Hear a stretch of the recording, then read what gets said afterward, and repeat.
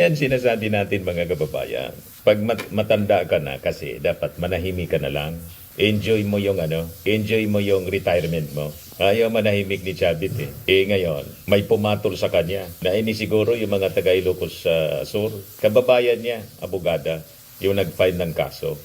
Siguro iniisip ni Attorney Estelita Dicini Cordero, nagmamalinis ka niya. Marami kang kinamkam dito.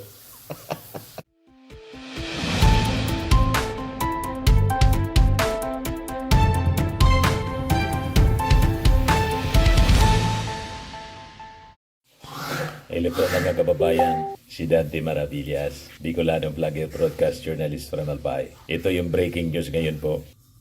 Ano anya yan, Mr. Maravillas? Si Chavit, inireklamo sa ombudsman. Yan kasi, mga kababayan, Chavit Singson at iba pa inireklamo sa ombudsman ng graft at plunder dahil sa umano'y bintahan ng lupain na pag-ari ng gobyerno. Sabi ko sa inyo, may kasabihan sa amin, dahil nga ni magparayro, nganing dahil maramog kiulo.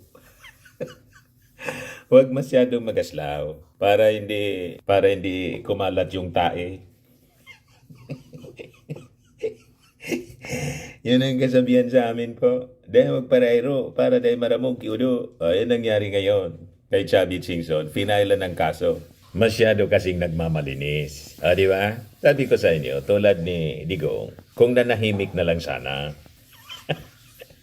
Si Digong kung nanahimik na lang sana, di wala siyang problema. Baka nakalimutan na lang.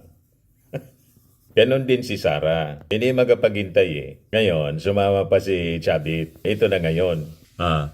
Just in, dating Narbacan, Ilocos Sur, Mayor Chavit Singson at iba pa inireklamo sa Office of the Ombudsman ng plunder matindi at graft dahil sa bintahan umano ng lupain na pag-ari ng gobyerno. Tapos si Chavit, nag-file, mga kababayan, si Warriors T, Narbacan Incorporated, headed by yung founder nito and president na si Attorney Estelita Dicini Cordero, together with residents of Narbacan, Ilocos Sur. Nag-file sila ng plunder in graft and corruption cases against Luis Chavit Singson sa Office of the Ombudsman sa Quezon City. Yan po.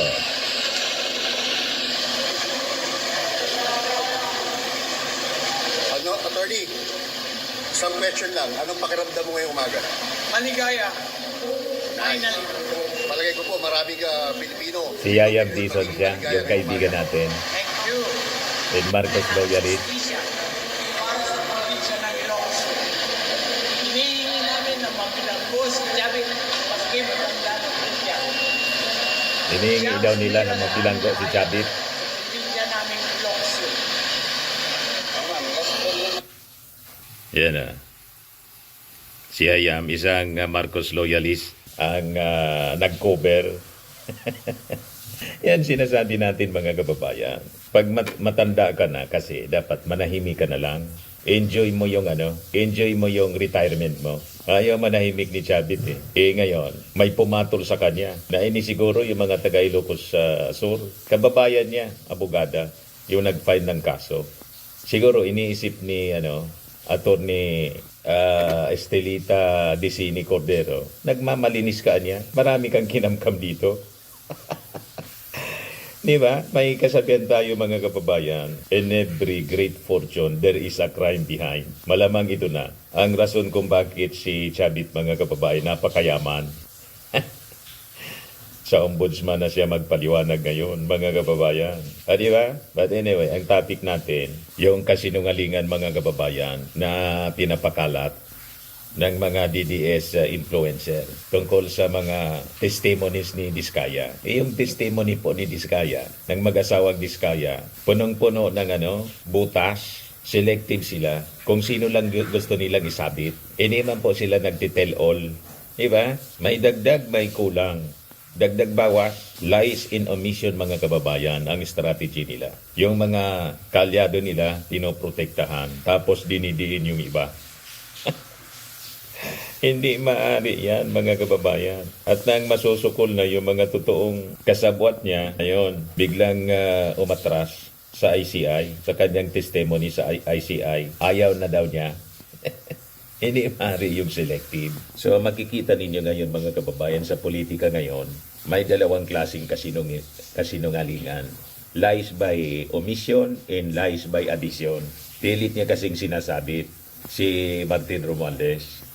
Ang kasangga ng mga diskaya, ilang mga senador, nasabi nga po ni Ombudsman Boying Rimulya, pinoprotektahan niya, sa tingin ko niya, pinoprotektahan ang ilang senador, lalo na si Bongo, ng mga diskaya.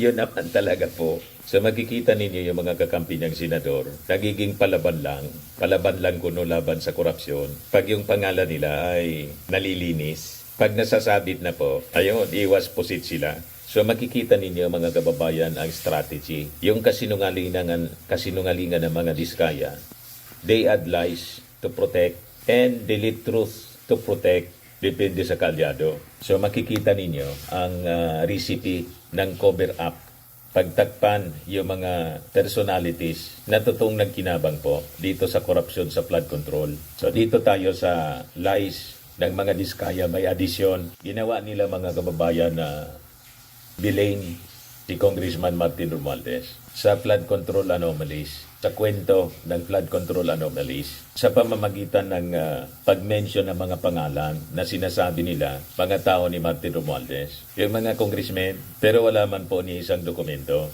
na pinapakita, resibo o ledger man lang na magpapatunay sa mga akusasyon nila. Pero pag tingnan natin mabuti, mga kababayan, paano ba nag-boom yung negosyo ni Diskaya? It was during the time of Duterte na ang sekretary ng DPWH, si Mark Villar, senador, natahimik masyado, mga kababayan, doon sa Senado habang nagsasagawa ng investigasyon. You see? So, hindi po aksidente kung titingnan ninyong mabuti kung bakit naging top contractor yung mga diskaya sa panahon ni Digong. Ang DPWH Secretary po, si Mark Villar.